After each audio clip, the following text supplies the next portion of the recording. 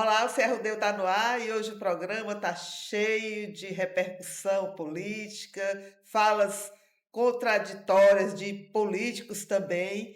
Vamos falar sobre a possibilidade do fim das autoescolas, vamos falar sobre o sequestro da Luiziane Lins, ex-prefeita de Fortaleza e deputada federal.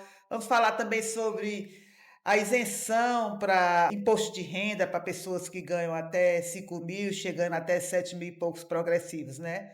Hoje está cheio de novidade, né, professor? Olá, Sueli, alô, aqueles que nos acompanham nas redes da ANC, e vamos comemorar logo a não morte de Raimundo dos Queijos, né? Parece nome de literatura de cordel do Ariano Suassuna, né? A É. ressurreição daquele que não morreu. Eu vi uma piada boa de alguém que escreve na internet, porque na internet a gente vê comentários terríveis, né? A gente vê o que há de pior, mas também a gente vê muita coisa interessante. Diz que nem o Toba escapou da fake news, né? O cara comentou lá que o Aguiar Toba, ele acabou caindo numa fake news e aí fica a lição, né? Não lê apenas a manchete. Você tem que, antes de falar qualquer coisa, principalmente numa fala pública, você tem que, de algum modo, ser certificado do que está dizendo, né? Para quem não conhece o contexto aqui dessa história e também não sabe quem é Raimundo dos Queijos. Não mora em Fortaleza, quem não sabe quem é Raimundo dos Queijos. Não, mas esse podcast está no YouTube, né? E É, também está nas rádios do interior. Então, exato. Vamos explicar, né, quem é o Raimundo dos Queijos. Raimundo do Queijo, essa semana, completou 90 anos. Saiu uma matéria no jornal local comemorando o aniversário do Raimundo dos Queijos, que é uma figura muito conceituada na cidade de Fortaleza. Ele tem um bar muito antigo lá no centro da cidade, que todos os domingos reúne jornalistas, acadêmicos, as pessoas que fazem a cultura da capital.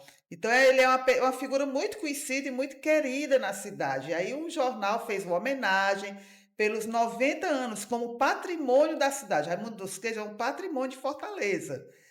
E aí o vereador leu a matéria de forma assotada e logo se precipitou fazendo um pronunciamento na Câmara Municipal de Fortaleza, pedindo 1 minuto de silêncio pelo falecimento do Raimundo dos Queijos. E alguns parlamentares já chegaram a ficar de pé. Foi quando o Benigno Júnior interferiu e disse: não, ele está vivo, hoje é o aniversário dele. Então foi assim, essa gafe, né? Essa gafe. Ainda bem que foi só um erro, né, de informação, mas isso causou um pandemônio na cidade. O próprio senhor Raimundo dos Queijos, que é patrimônio, o lugar, né, a venda dele lá no centro da cidade, perto da Catedral da Sé, ele é um patrimônio turístico de Fortaleza, patrimônio cultural. Ele disse que está muito chateado, que foi O filho dele colocou postagens protestando, criticando o vereador ter colocado isso, né? Mas o vereador pediu desculpas, ficou a agonia, né? Ficou a história, entrou, mas é um caos para a cidade de Fortaleza. E domingo vai ter uma festa lá, como sempre tem, mas vai ter uma festa maior comemorando a não morte do seu Raimundo dos Queijos, na verdade, 90 anos, bem vividos, polo cultural, polo de carnaval, polo de encontro de Fortaleza. O nome da festa é A Ressurreição. A ressurreição, né? Morri, mas passo bem. Morri, mas passo bem, né? Ai, meu Deus, graças a Deus está vivo. Tá Graças a vivo. Deus que foi só uma notícia errada. E olha, você vê o tanto que é importante você olhar mesmo a notícia antes de divulgar, porque um vereador é um formador de opinião, né? Eu sei que ele falou, ele não quis falar aquilo, ele falou porque se confundiu, mas assim, a importância de você olhar o que é que você está falando antes de divulgar. Mas também, diante de tantas aberrações que são ditas em alguns parlamentos, isso é o de menos, né? Passa. Vamos passar adiante? Vamos sim. Hoje, essa semana, saiu uma pesquisa da CNN sobre CNN Big Data. CNN Big Data, que fala sobre o cenário para os governos, para o Senado. Queria que você fizesse uma análise sobre essa pesquisa. Foram testados vários cenários, né? Então não vamos esmiuçar cenário por cenário, mas na média do que foi visto é o seguinte: quando o Elmano e a aprovação do Elmano é muito alta, mas quando parte para a votação, ele tem ali 40%, mas ele ganha em todos os cenários. Só tem um cenário que fica mais duro para ele. Quando o Ciro Gomes entra. Né? Então, a primeira coisa que a gente pode pensar da pesquisa é que se a oposição for fragmentada para o embate com o Elmano, ela perde. Isso aí é uma questão muito dada, tanto que os líderes, né, da oposição, você pode ver coisas inusitadas. Por exemplo, o Capitão Wagner defendendo que o melhor candidato é o Ciro Gomes, porque ele é o que tem mais força, que ele é o que tem mais condições. Claro que isso vai depender também de como é a construção, de como o Ciro vai estar pensando se vale a pena mesmo ir para esse embate, porque ele pode ganhar, né? Mas também perder, embora ele possa atribuir isso à máquina, ao Camilo, ao Lula, é um risco também muito grande numa situação de talvez terminar perdendo, mas também demonstra que mesmo podendo perder, ele enfrentar o Elmano, e as pesquisas demonstram que ele tem um grande recall. Né? Claro que isso também é muito recall do Ciro. O Ciro é candidato, o Ciro, excetuando as eleições de 2022, o Ciro, quando se candidatava a presidente, ele sempre ganhou no Ceará. Em 2022 ele perdeu, ficou em terceiro lugar. Mas foi totalmente atropelado pelo bolsonarismo e lulismo. Mas ele tem um grande recall. E também ele tem muitos esqueletos no armário. Né? O Ciro Gomes, embora... já como ele tem uma longeva vida política, ele tem os acertos e tem os erros. E claro que isso numa campanha vai ser posto. Vai ser colocado, vai ser... explorado. Mas as pesquisas para o governo, o recado é esse. Se a oposição não for junta, o Elmano tem uma séria chance de ser eleito no primeiro turno. Mas com o Ciro, realmente vai ser e só o Ciro, né? Ainda mais, sem o Girão, porque tem um cenário que é o Ciro, o Girão, mas mesmo assim o Elmano ganha. Quando é ele e o Ciro empata. E é um empate que diz que não sabe quem está na frente e quem não está. Até onde é recall e até onde não é, isso é uma questão que a gente ainda vai ter que ver nas próximas pesquisas.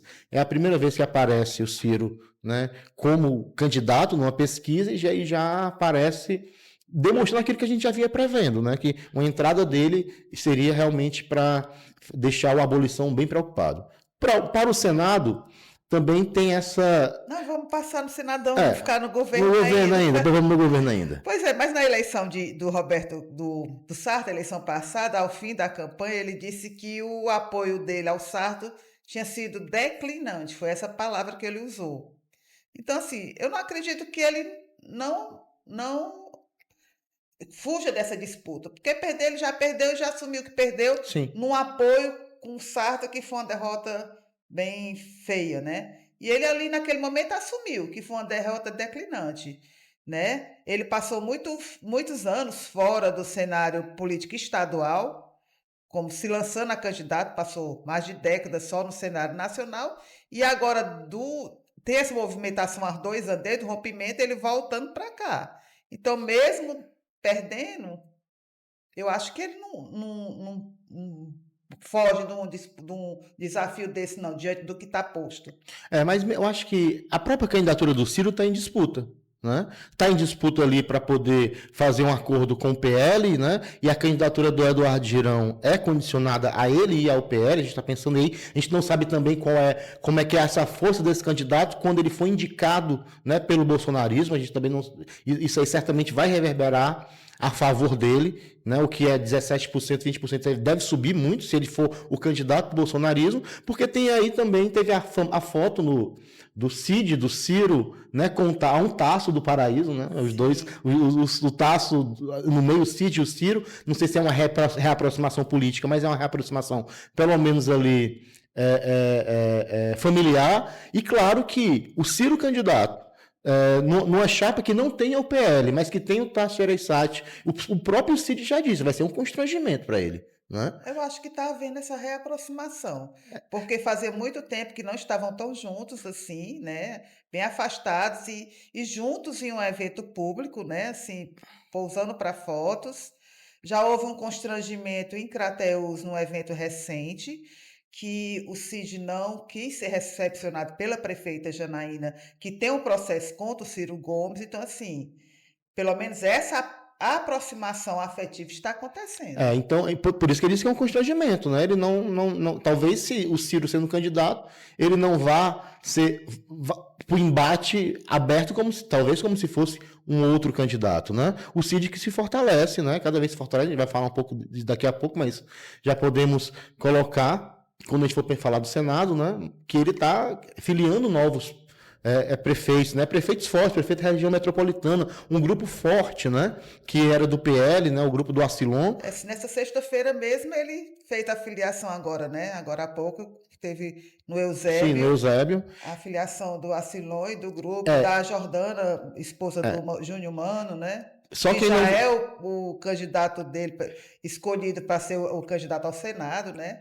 Um outro que iria, mas não foi, que disse que foi um equívoco, que foi o prefeito do União Brasil, o Raimundo das Casas, né, que não foi, tinha o nome dele na lista, mas ele disse que não foi convidado, não tinha interesse, continuou no União Brasil. Mas tem muitos prefeitos de José, prefeito de Aquiraz, então muitos prefeitos se aliando com o Cid.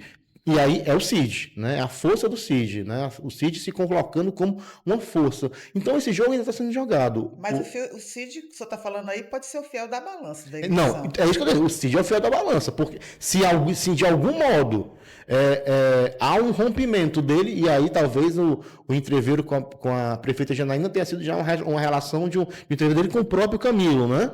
E aí, na disputa pelo poder, se o Cid, de algum modo, rompe com o governo e apoia uma candidatura do Ciro junto com o Tasso, tirando o PL e depois, com o acordo de depois eles se juntarem, fica um negócio aí bem... Aí muda aquela história da oposição separada, vai para talvez o Elmando perder, ganhar no primeiro turno. Mas isso é muito difícil, né? Teria que ter um hecatombe, né? Teria que ser uma quebra que não vale a pena para os prefeitos, para o Cid, até porque ninguém dá cavalo de pau em transatlântico, né? As perdas, mas a expectativa de poder. Você sabe mais do que ninguém que a gente não pode dizer que na política isso não vai acontecer. Não, né? É difícil, mas há a possibilidade. Quem imaginava, eu pelo menos nem no meu maior pensamento eu imaginei que no segundo turno de Fortaleza, o Roberto Cláudia, o pessoal do PDT, boa parte, fosse apoiar o André Fernandes. Sim, não, mas... Aconteceu. Exato, então a oposição ela vai junta. A questão é se eles vão conseguir ir juntos no primeiro turno ou se vão se juntar só no segundo. Mas se o objetivo é fazer um embate para realmente conseguir tentar tirar o PT da abolição, que é muito forte, o Elmano é um candidato, um governador muito bem avaliado, assim como também uma pesquisa recente coloca que o Evandro Leitão está muito bem avaliado. Então, de algum modo, a única chance realmente é candidatura única com o Ciro candidato. Você acredita numa composição de chapa majoritária encabeçada com Ciro, colocando a Priscila Costa como vice? Não, mas aí eu acho que aí o Cid não entra.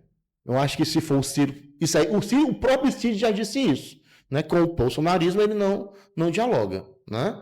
Mas se bem que ele está recebendo um grupo ex-bolsonarista mas é ex. Quem é Júnior Mano? Júnior Mano. De onde é que o Júnior Mano veio? Do PL, né? O Acilon também, do PL. Mas estão arrependidos, né? Então eu estou falando... Será?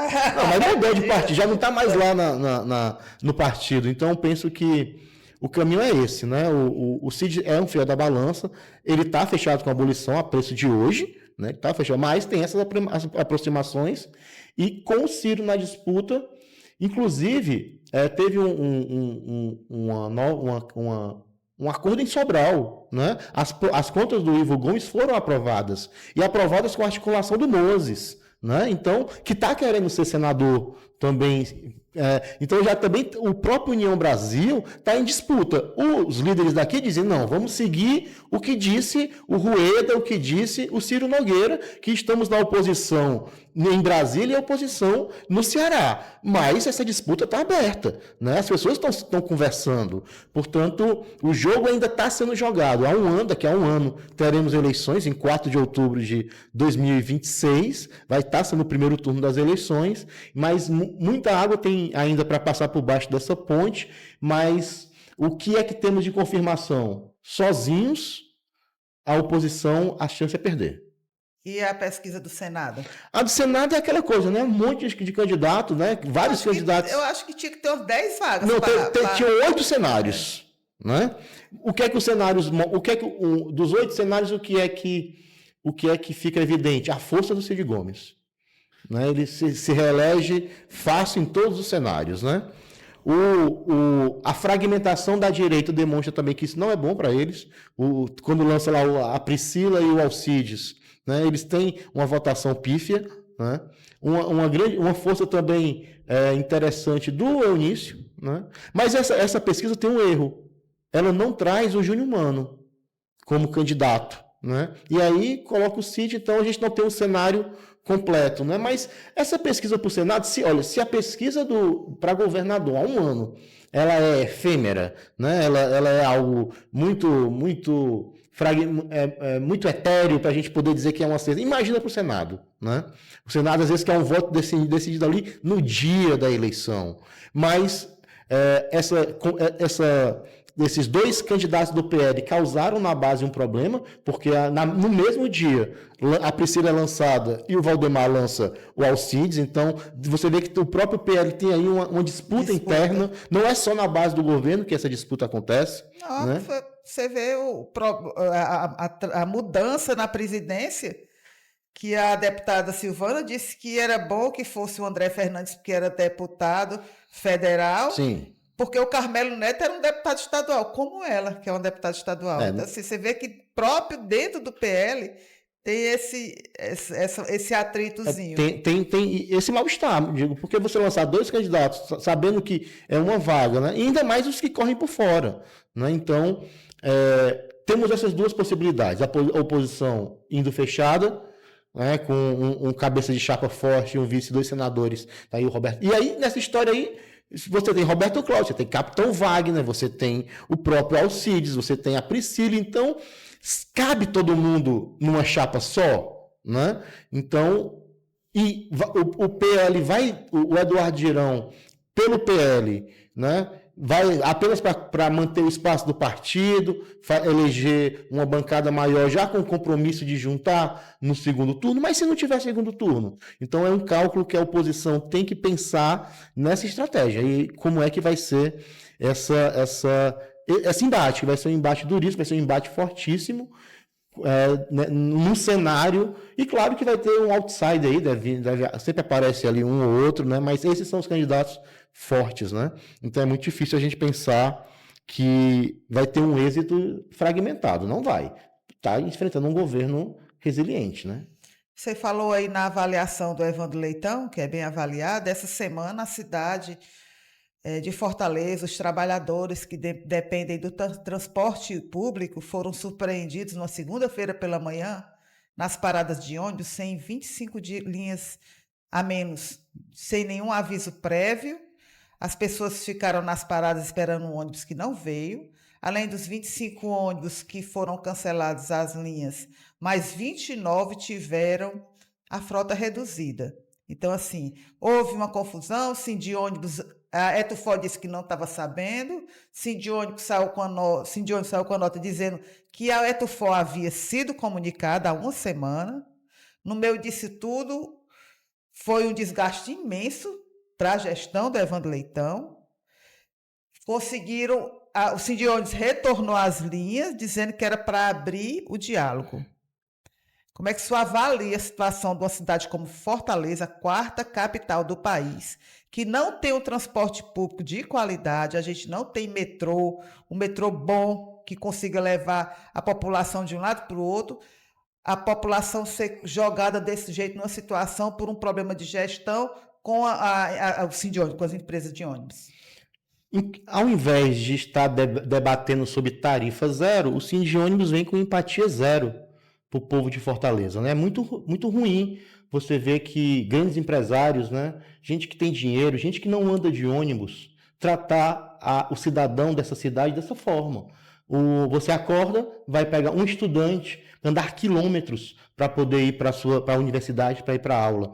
Então, esse movimento do Sindônibus, ele não tem nenhuma justificativa, tanto que não teve nenhum vereador da oposição, que foi defender o que foi feito, né? Então, começando daí, né?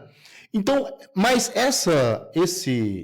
esse fato, ele traz aí um debate que é um debate fundamental para a cidade, né? O financiamento do transporte público, né? Que já são injetados milhões de reais, muito dinheiro, tanto em subsídios como em aportes diretos para poder baratear o preço da passagem, né? Tem até um meme do Suricate essa semana que o Cidione dizia que a passagem do ônibus era para ser 7,20. Aí o Suricate disse, vai ter open bar, né? Porque quem anda nos ônibus de Fortaleza sabe que a estrutura é ruim, né? Que houve a questão do transporte público sempre foi uma questão muito importante para Fortaleza, né? Desde a greve de ônibus que elegeu Maria Luísa, né? Desde a forma como a Maria Luísa teve uma grande... a famosa cartilha que diziam que a prefeitura distribuía, né, para a população. Então teve uma briga enorme entre o Sindônibus e a gestão da prefeita. Mas aí, das obras do Juracy Magalhães, de tudo que ele fez, o que você vai lembrar são os terminais, né? Da forma como a Luiziane Lins congelou a passagem de ônibus, né?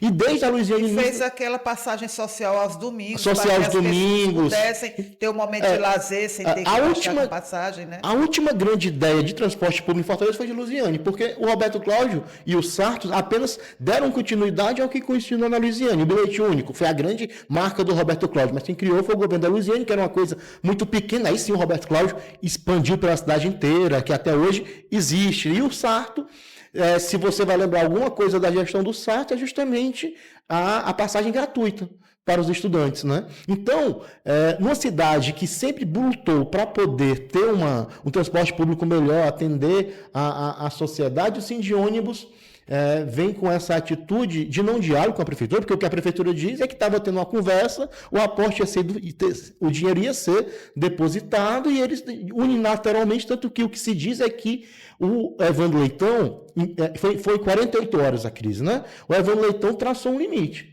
Disse que só dialogaria com o Sindônibus se eles voltassem às linhas. Então, eu penso que foi uma tentativa, e aí alguns interlocutores políticos dizem isso, de desgastar intencionalmente a imagem da prefeitura, de colocar a prefeitura em maus lençóis, mas eu acho que a prefeitura saiu bem. Embora 48 horas seja muito tempo para quem anda de ônibus, né, de um trabalhador que precisa atravessar a cidade inteira, com uma linha, por exemplo, de Messejana, que vem de Expresso Centro, o cara vai fazer como, né, sem essa linha?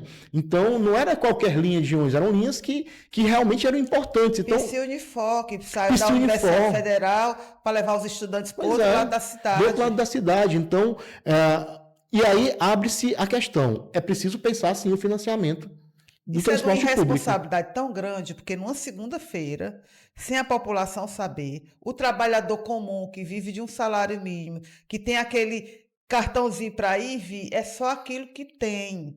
Sim. Quer dizer, não foi nem no primeiro dia do mês, no quinto dia do mês, que as pessoas estavam com salário. Foi no fim do mês. Foi antes do fim do mês, que quem vive contando as moedas não tinha mais R$1. Então, assim, foi uma atitude desrespeitosa, criminosa com a população, que eu acho que cabe uma avaliação da Prefeitura de Fortaleza, se for como a versão que foi falada pela administração, nessa relação com a Sindônibus. E eu penso que a gente tem que começar a cobrar, porque tem pouca transparência, porque dinheiro, são milhões investidos. Cadê a transparência desse investimento?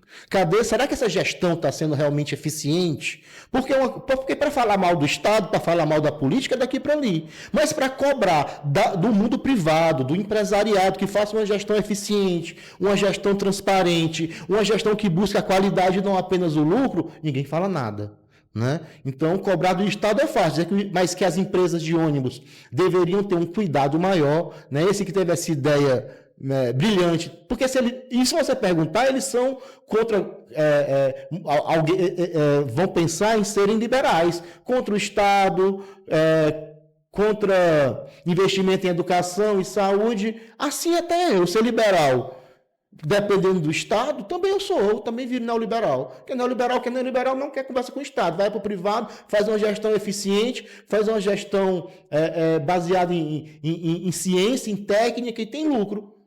Claro, mas é assim no mundo inteiro. Claro que não é só aqui. No mundo inteiro, o transporte público é subsidiado. As grandes cidades do mundo subsidiam o transporte público. Em São Paulo, o metrô tem muito dinheiro da prefeitura. Por quê? Porque é fundamental para as cidades reverter esse processo que acontece desde a década de 70 de priorizar o transporte privado e não o transporte público. Nós temos muito ainda por fazer, né? Se qualquer pessoa que queira atravessar a Fortaleza de ônibus ainda tem dificuldades, né? Então, era uma cidade plana, uma cidade que era para ser cortada de metrô por todos os lados. Então, também cabe aí uma crítica ao governo do estado. Sim. O Metrofor que Há quantos há anos você quantos arrasta tempos, isso, há né? quanto tempo, né? Mudou, antes era tão demorado quanto a catedral, não, tão demorado quanto o Metrofor. E o Metrofor que ainda não foi concluído o plano original, né? Das linhas primeiras, né? A linha do Castelão, a linha da Aldeota, a linha Corta. Então, é preciso a integração dos modais. Claro que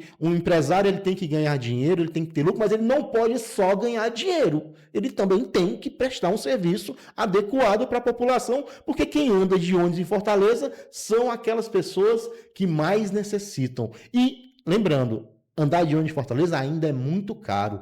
R$ 4,50 a passagem de ônibus. R$ 9,00 para um trabalhador ir para qualquer lugar ou de ir e voltar. R$ 9,00 por semana são 45. É muito dinheiro para quem está desempregado, para quem vive Isso aí você de está Bolsa contando Família. 5 dias que o trabalhador comum Seis jornadas, 6 por 1. 6 por 1, né? 6 por 1. R$ 54 reais. R$ 54 multiplicado por Mas- 4 dá 200 e pouco. Já é uns 15% do salário Você é um trabalhador desempregado, né? Um trabalhador que, tipo, um pai de família, uma mãe de família que tem que fazer, porque o estudante ele tem a passagem gratuita, mas o pai e a mãe não tem, às vezes tem que se deslocar para a escola do menino, tem que levar o menino no médico. Então não é só o trabalho, é o dia a dia da cidade, é o deslocar. Até porque Fortaleza é uma cidade muito violenta, as pessoas têm medo de andar a pé, longas distâncias, quem não tem medo, né? E eu não tenho outra saída, não tem um metrô de qualidade como São Paulo, tem que você andar a cidade inteira. Então foi um mau passo dado pelo Sindônibus. Tomara que mas ficou o entreveiro entre a prefeitura. Eu acho que eles vão ter que conversar muito para poder colocar a bola no chão e buscar a longo prazo que nós tenhamos, já que é tanto dinheiro, pensar numa tarifa zero ao transporte público em Fortaleza. É fundamental. Caucaia tem, outras cidades têm. Por que Fortaleza não pode pensar em uma tarifa zero ou uma passagem cada vez mais subsidiada, mas aí com controle público, né? E aí, que falta faz a CTC, por exemplo, que era uma empresa pública que foi mal gerida, e diz, não, é porque foi mal gerida, né? Se tivesse uma empresa pública forte, talvez o Sindiones não tivesse tanta ferocidade em atacar o direito de ir e vir dos seus usuários, né? Daquele que paga o passagem, daqueles que mantêm o seu negócio funcionando. Que essa gestão consiga chegar a um consenso e que Fortaleza, a população, não fique mais refém numa situação dessa. Sem dúvida, ampliar outras formas, criar outros modos, né? Abrir para transporte alternativo, ter outros meios e pensar seriamente na tarifa zero. Eu acho que isso é uma pauta que nós temos que colocar na cidade, porque isso vai beneficiar muito a cidade inteira, vai desafogar o trânsito, vai poder fazer você circular melhor numa cidade como Fortaleza. E depois de tanta coisa ruim lá no Congresso, pelo menos passou agora a aprovação do imposto de renda, né? Da isenção. O povo na rua, né? O povo na rua, que, meu Deus, é muito bom o povo na rua. 493 votos. Unanimidade. Sim. Um projeto que até semana passada... Faz um tempão que ninguém botava, né? E um projeto que a gente conversou aqui semana passada. Sim. O Paulinho da Força, a gente que só votava se passasse a anistia. Sim. Não é para você ver como era você não escuta o debate. Falar, a anistia tá tão frio, né? O negócio... A pressão popular foi tão forte, tão quente, que começou a arrefecer os defensores dessa anistia. Né? O Congresso, os deputados ficaram ressabiados, eles ficaram com medo, né? Tanto que não foi só uma articulação do governo. Né? O governo propõe... Olha, há um ano, quando o governo falava sobre isso, quando fez a proposta, parecia que o mundo ia se acabar. Né? O que se dizia nas mídias, na mídia hegemônica, é que é uma irresponsabilidade fiscal, isso é um absurdo, vão fugir investimentos, porque para tirar de saúde e educação eles são corajosos. Né? Coragem para tirar da educação, coragem para cortar. Cadê a coragem para tirar o subsídio das empresas? Aí não tem coragem. Aí todo mundo, não, peraí, vamos conversar. É muito fácil falar de corte de gastos, é muito fácil falar de ajuste fiscal, é muito fácil falar de equilíbrio das contas públicas quando você está bem dormido, bem alimentado, bem vestido, aí é ótimo. Mas quando você precisa disso lá na ponta, não tem essa história. Essa conversa, esse blá blá blá de extrato mínimo não serve para o Brasil. Não, Porque nós somos um país de extrema desigualdade.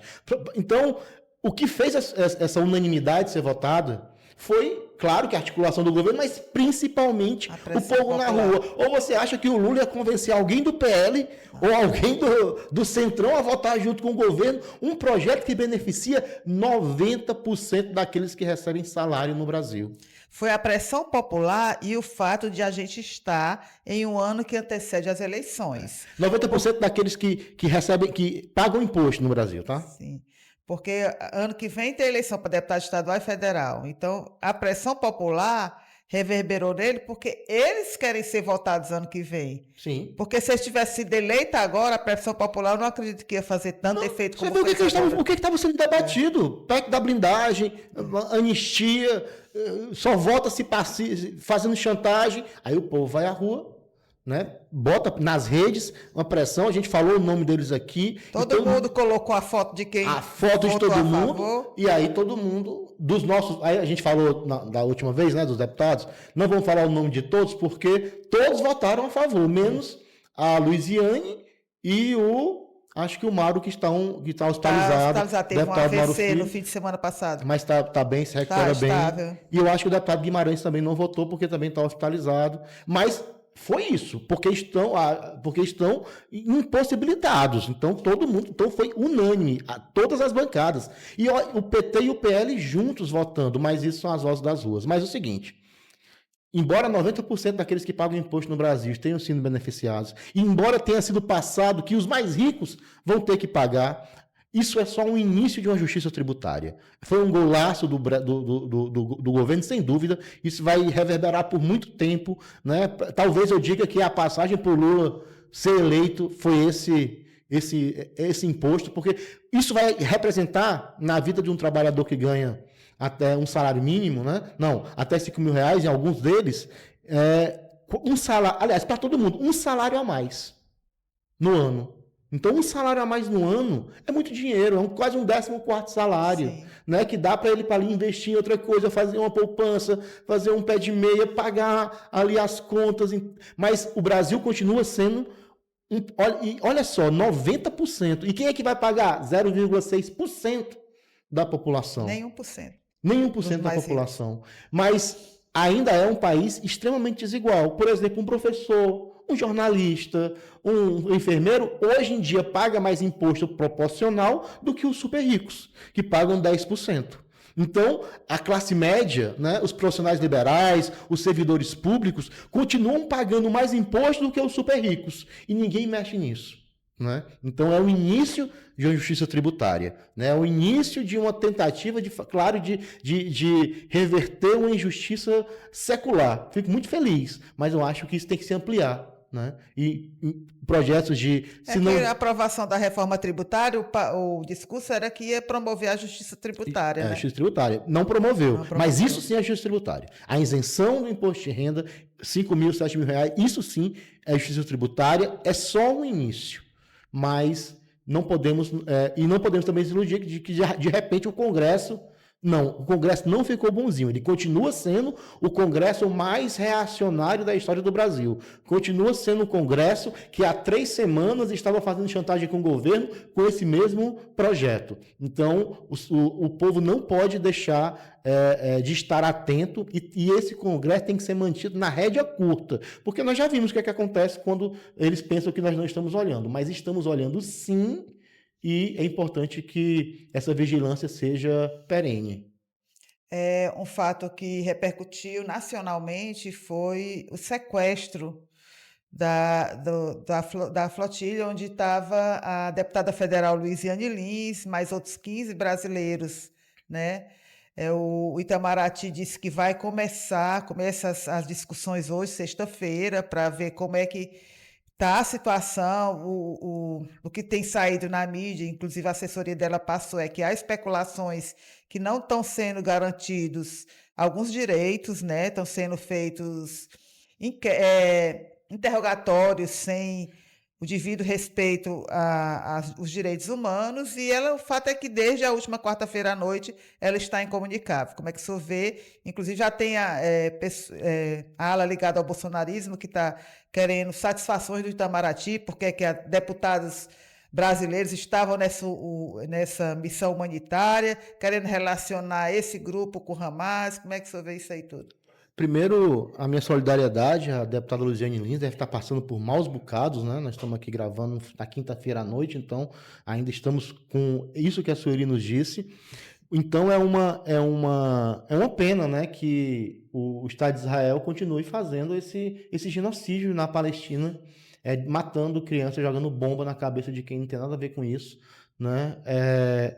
Claro que o que o Hamas fez é inadmissível, é reprovável. O Hamas é sim uma organização terrorista, mas o revés, né? O quanto de pessoas já morreram por conta do ato do Hamas já passou da conta. 100 mil pessoas. 100 mil pessoas, né? É muita gente. Muita gente, 85% civis. Civis, então... Então não tem nada a ver com isso. Nada, é um genocídio mesmo. Você está aqui na sua casa e morrer você e sua família toda, e morrer quem você quer, destruir tudo.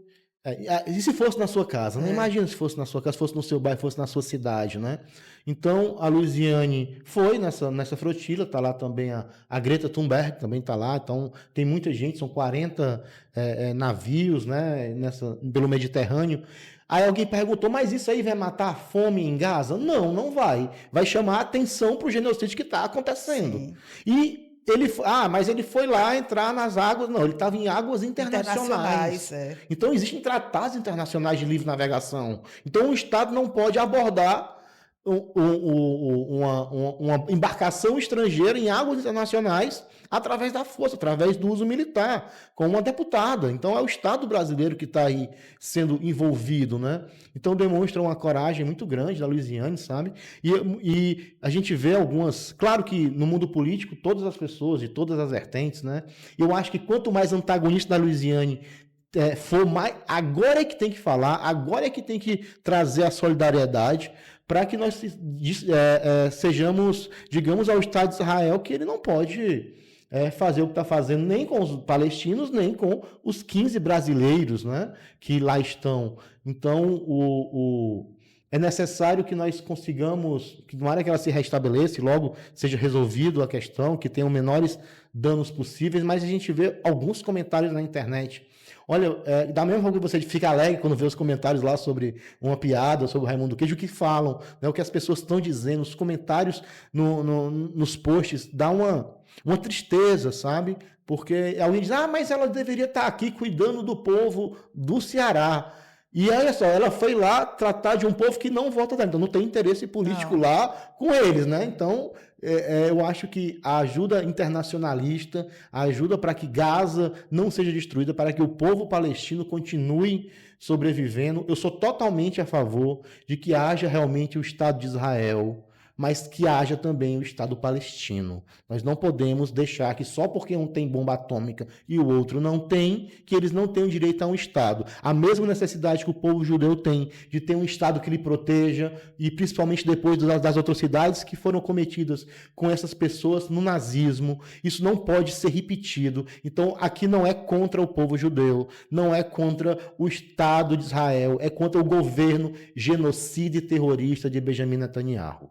Eu vi um artigo, acho que foi no Jornal O Povo, de um psiquiatra judeu que estava fazendo essa comparação com a Gaza, com a ação da Luziane, com esse mesma flotilha aportando aqui no Porto do Mucuripe, que ia ver miséria, que ia ver, não sei o que, disse assim, um contexto totalmente desvirtuado do que é o realmente.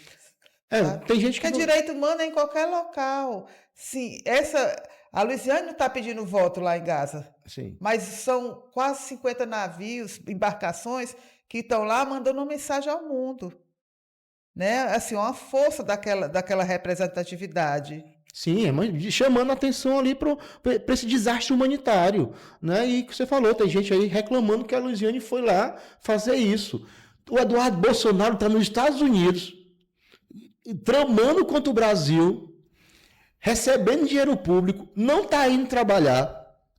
E aí os bolsonaristas vêm reclamar que uma deputada vai fazer uma missão humanitária, aí realmente passa a vergonha no crédito ou no débito. Porque... E aí esqueceram que há umas 3 semanas um grupo de senadores, inclusive o filho do Bolsonaro, foi visitar a presidiária Carla Zambelli. Pois é um discurso que são 2 pesos, 2 medidas. Você vê que não é um discurso sério. Não é um debate sério, é ser um debate para lacrar na internet, é um debate para poder se qualificar diante de alguns segmentos do eleitorado, mas é uma pena que deputados, né, usem discursos diferentes para casos tão emblemáticos. Né? Visitar a Carla Zambelli pode, ir lá em Gaza não pode. E aí... algumas pessoas comemorando nas redes sociais, então isso é um absurdo. Luiziane é ex-prefeito de Fortaleza, é uma política que tem história na cidade, que tem história no Ceará, e somos todos Luiziane Lins. Hashtag somos todos Luiziane, enquanto ela estiver ainda sob o domínio do Estado terrorista de Benjamin Netanyahu. Sim, e ela é uma mulher muito aguerrida, forte. Estamos na torcida que ela venha logo. Que ela volte logo.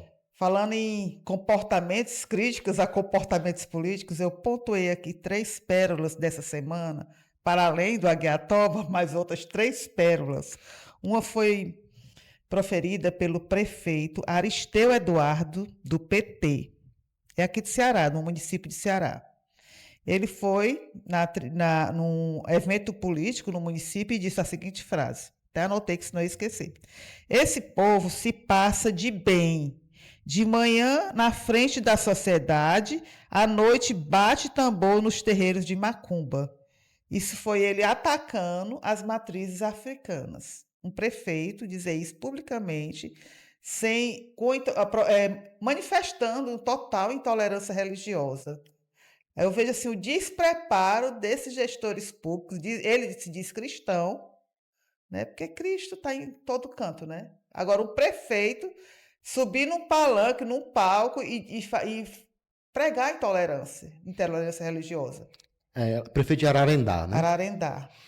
Isso demonstra como, diante de tantos preconceitos que temos no Brasil, nós temos esse que é muito silencioso, né? Que é o preconceito religioso, né?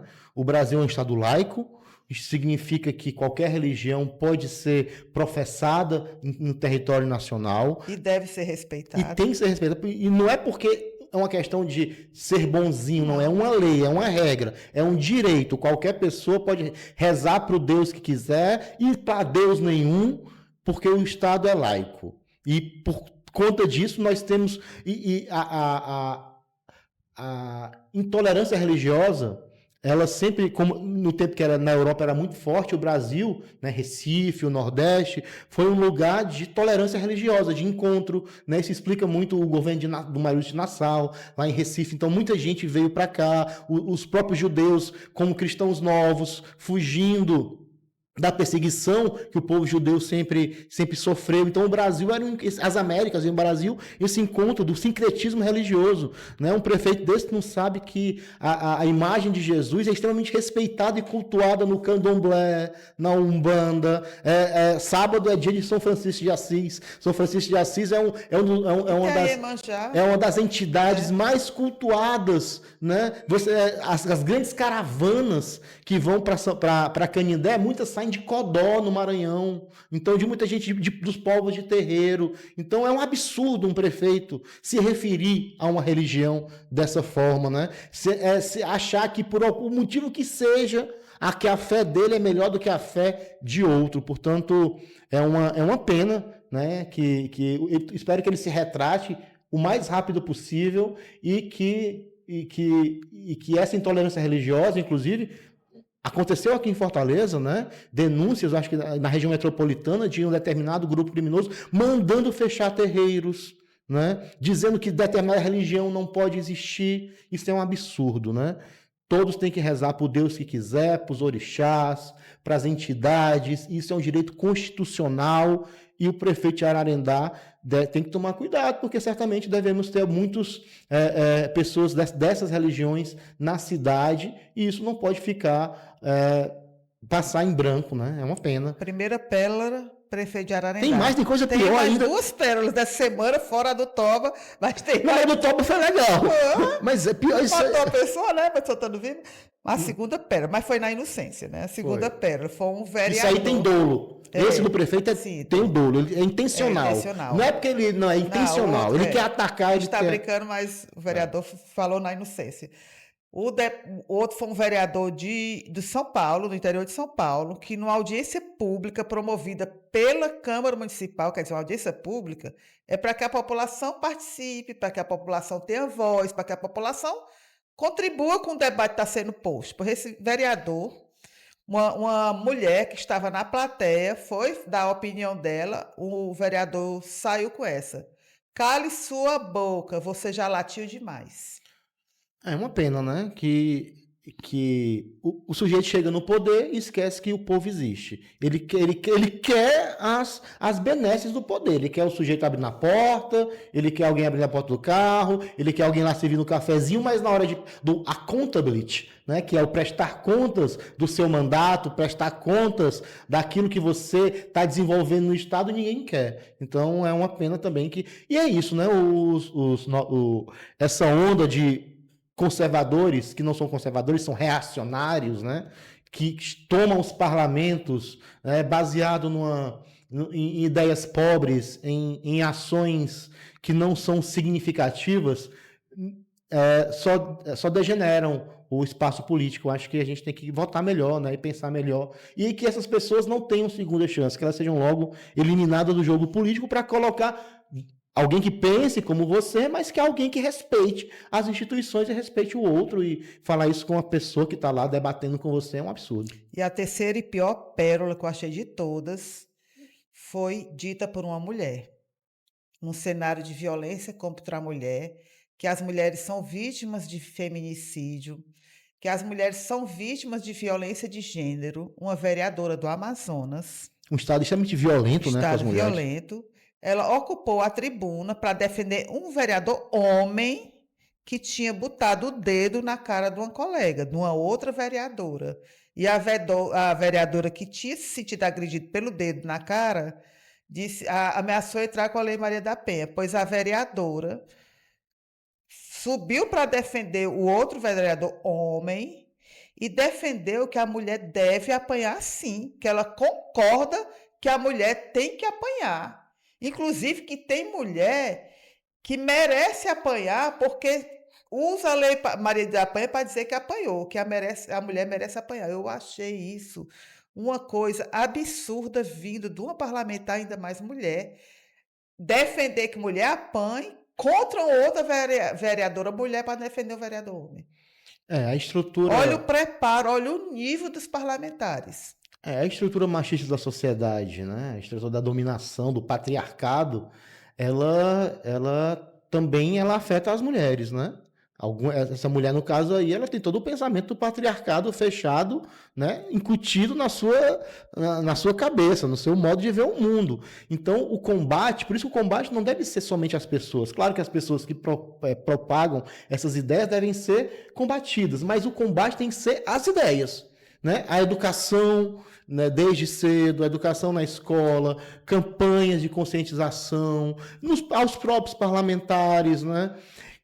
Dentro do centro de formação, trazer as igrejas para esse debate, trazer os centros sociais, trazer as associações de bairro, trazer os partidos para que lutemos contra a discriminação e para que discursos como esses não sejam proferidos, não possam ser proferidos. Ninguém tem a coragem, né? É como se quando a gente olhar para trás e dizer, olha o que é que nós falávamos, né? Olha o que é que um parlamentar falava. Então não é só o parlamentar não é só a Câmara que é reacionária. Os parlamentos estão tomados de reacionários. E a sociedade. A sociedade. Porque a gente precisa desconstruir essa prática, essa violência, essa cultura que foi construída eu estava assistindo num stream desse, que eu nem me lembro qual, a novela Roque Santeiro. Que ela foi passada, eu acho que há umas 3, 4 décadas. Aí estava lá no stream, eu fui assistir. Tem um personagem lá chamado Zé das Medalhas, que eu acho que a maioria que está ouvindo... Armando Bogos. Zé das Medalhas.